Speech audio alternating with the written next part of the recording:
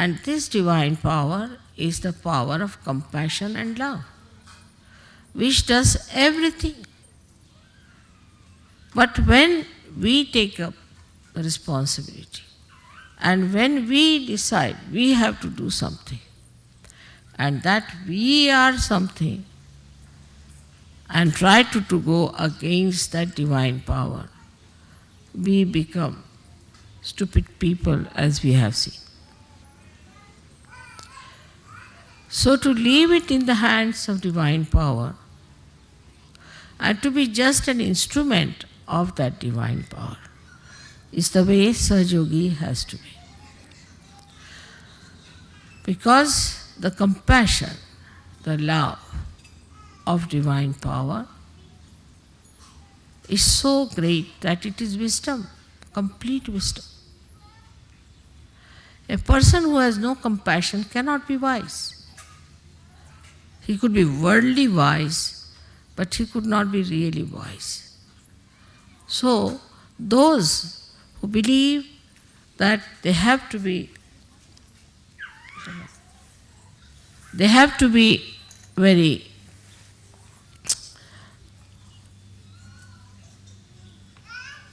accurate must know that your accuracy will be challenged by the divine power. There has to be a lot of relaxed and a mobile temperament a person should have. For example, now I have come, suddenly, perhaps you are not told, people were not ready, absolutely in the formal manner, lined up together like a military. It's all right. Makes no difference. Makes no difference. I'm in no way disturbed, no way unhappy. I was very happy to see you all. Because, after all, you all love me and I love you. It's a family. And there's nothing like being very formal about things. No formality between you and God Almighty. There cannot be. But there has to be understanding as to what we are doing. I find suddenly human beings either become extremely relaxed, extremely lazy, extremely confused. You ask them their name, they'll say 10 times, I. I said, what's your name? They say, I. I just asked your name. What you asked me, my name? Yes, your name. Ah, I see. So least bothered as to even remember your own name or to say, like a drug acting on that person. That's going too far. Another style is where too much of formalities. That supposing now mother is coming and we have to give her something and something is missing. All right, doesn't matter. After all, this is Paris. Lots of things were missing once upon a time. If there's something missing, doesn't matter. It's not so important. You should not be in tension. If you are in tension, you cannot absorb my vibrations. Or if you are lethargic, also you cannot absorb my vibrations. So you have to be in the center. Center in a receptive mood like a child is that you have to absorb the vibrations with that feeling of expectation and joy. we have to receive mother. But not with tension that this is not done, that is not done. I see each and everything so beautifully done. So beautiful are these flowers, everything done so well. And so many ideas. I can see them so clearly. It's all expressive of not your tension but your love. So are we expressing our love or our tension? What is that we are doing? Are we trying to be tense because we are over alert, or we are trying to neglect everything because we want to escape? Between the two lies Sahaja Yoga. You are very anxious, very much waiting. You want to do something with your heart. And then when there is fulfillment, you can enjoy. But you are tense, I come in, and what I find, you all have headaches. So first I have to tell you, remove your headaches first.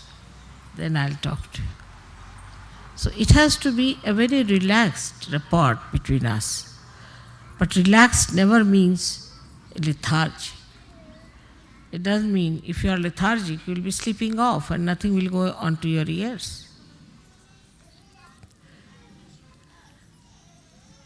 So, what we see that our conditioning, one conditioning we have, that either we want people to be over alert or we want that they should not be at all alert. So, the underlying problem of all these things is this, that we want extremes. In our conditionings, we go to extremes. We go to extremes of this or extremes of that. If you are absolutely lethargic, lenient, disheveled, we can say absolutely confused, you are not in the center. And on the contrary, if you are very strict, like a Rock of Gibraltar, and like a big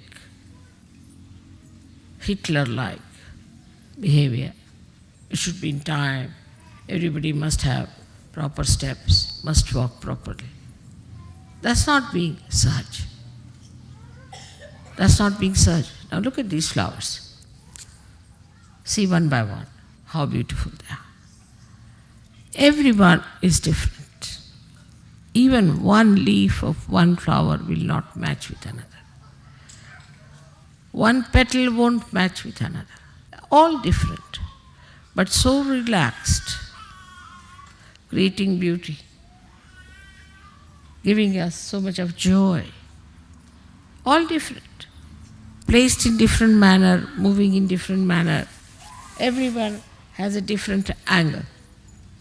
But there is unison, there is oneness in them, that they all want to give us joy. But with tension you cannot give joy. I mean, if there's somebody tense, I think I better run away from that person. God knows, if he's tense, if the tension increases, he might beat you, or might throw you out, or might himself be hurt. So the tension part of it is very common in the West. And that conditioning has come because of certain lifestyles that we have had. Now there's not going to be a war of Waterloo anymore. So we can say that Waterloo war was won because they reached in time. That's not the thing. The war was won because it was to be won by the divine power. Even if they had reached late, they would have won it. Whatever happens is by the divine power. So there is no need to be tense. Then you will say, all right, then let us sit down and have a nice time. Everything will be done by the divine power. No. Divine power is going to work through your institutions, through your medium. So you have to be alert. I hope you understand what I am trying to say. That a person who is relaxed need not be a person who is lethargic, but alert. Alert you can be as well as you can be relaxed, because you are Sahajogis. You are not like other people. Other people, you take the name of the airport, and I don't know what goes wrong in their brain, suddenly they go off, they're off their heads. They go mad. Like today, we were going to the airport.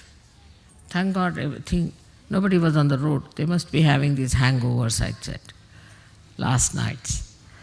And today, the streets were all right. I said, let's go easily. After all, there's no problem. At home, everybody was thinking I'll be late. I said, I'm not going to be late. We reached there was a big queue. And nobody could get into the plane because there was such a big queue. Nobody could even book the seat. So, what was the need to be tense? And supposing you are tense, take a position. And then you do not get the plane. So what? At the most only there's one mishappening which is going to take place, is our death. That is inevitable. Because we are born, so this body has to die. That's all. The rest of it is just a joke. So, even if you are tense or not tense, makes no difference. I think sometimes people stand at the same point and start running, thinking they are going to the airport. No movement, tense. So first of all, we have to know that if we can reduce our tensions, heart will open. Heart has to open. After all, we are now in the ocean of joy and bliss. Why should we have any tension? But when we are in the ocean of joy and bliss, we are not drowning, we are swimming. So we have to swim. And this part, I think, is not understood by many people. Now we have conditionings of countries of different styles. Every country has different styles of conditionings.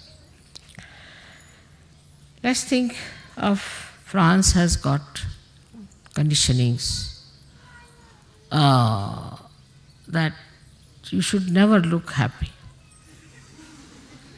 You can make out a Frenchman, a French lady sitting in front of me.